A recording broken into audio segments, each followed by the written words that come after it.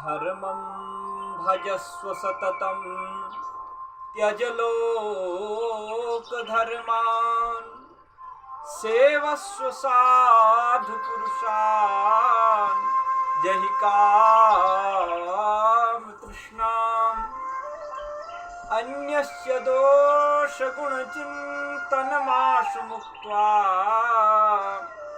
सेवा कथार समूहो नितराम पिबत्वम। आगे अगले श्लोक में गोकर्ण जी कह रहे हैं कि धर्मं भजस्व सततम। पिछले श्लोक में कहा था वैराग्य राग रसिको भवभक्ति निष्ठः।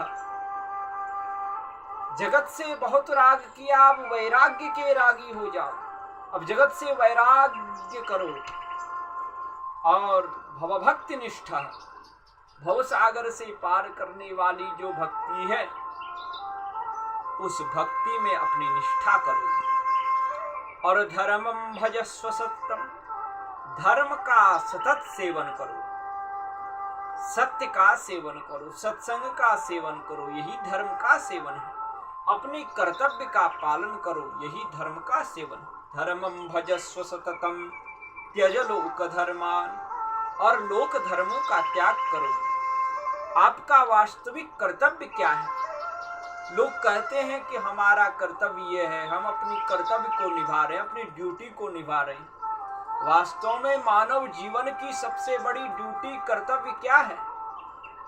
कर्तव्य यही है कि हम भगवान का सेवन करें, हम धर्म का सेवन करें, हम भगवान के भजन का सेवन करें।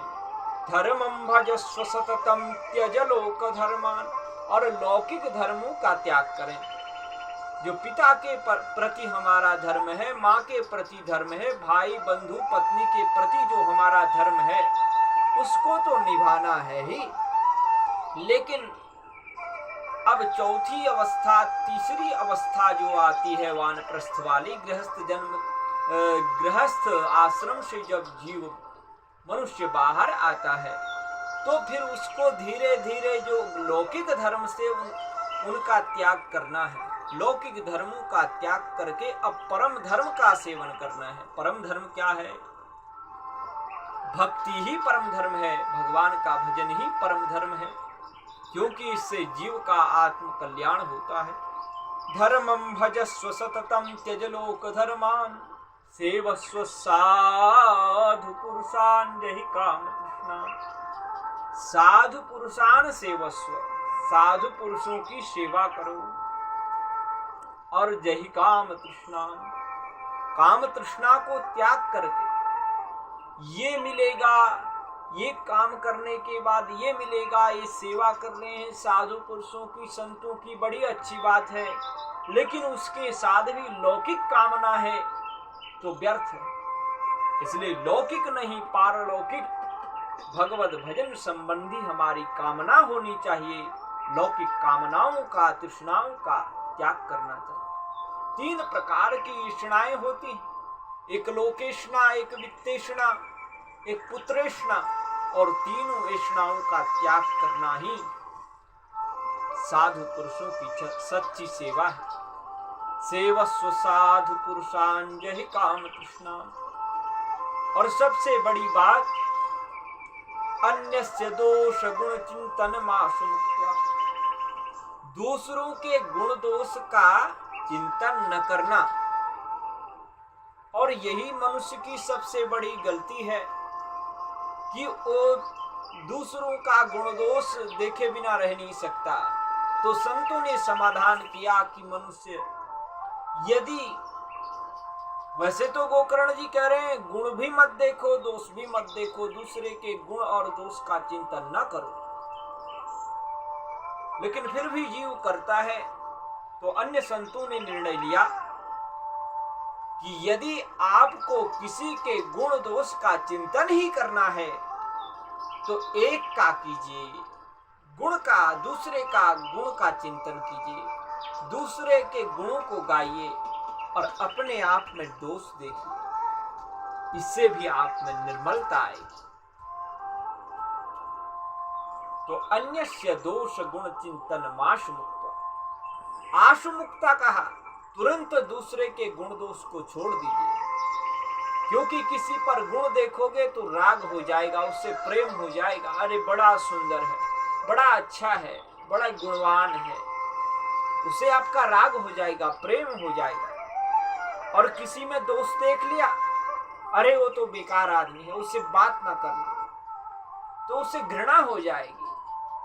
इसलिए कहा कि किसी में दोष और गुण मत देखो, तुरंत गुण दोष देखना त्याग दो। आशु मुक्त्वा अन्यस्य दोष गुण चिंतन माशु मुक्त्वा।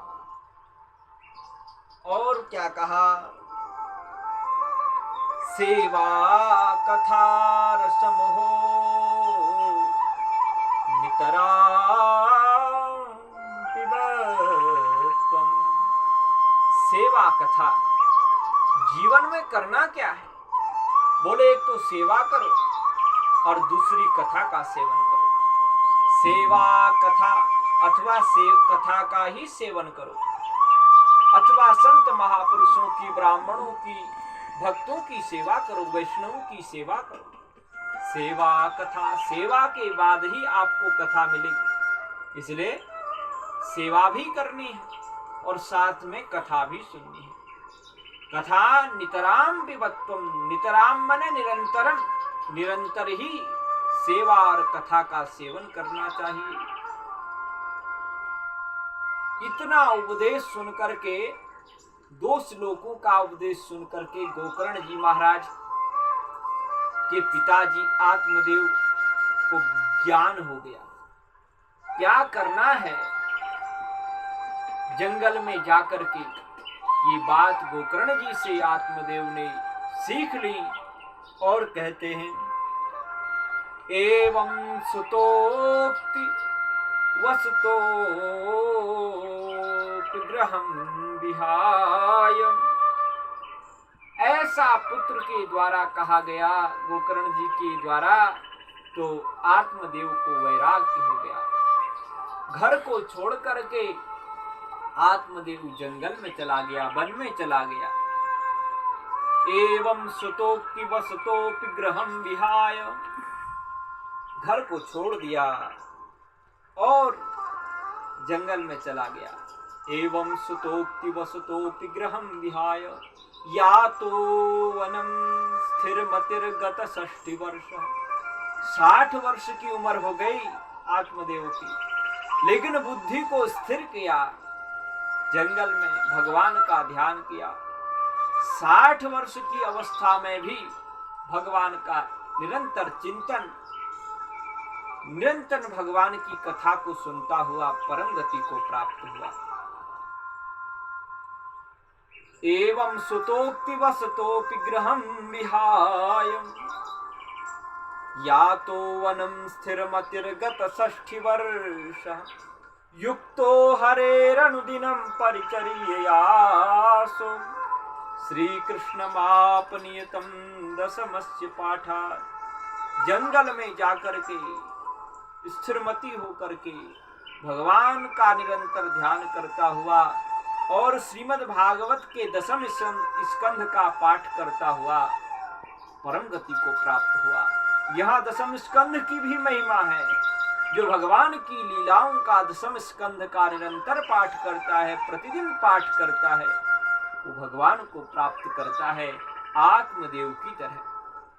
इसलिए आत्मदेव ने जो इस समय ये परम गति पाई है 10वें स्कंध का पाठ करके, यह भी संत की कृपा ही है।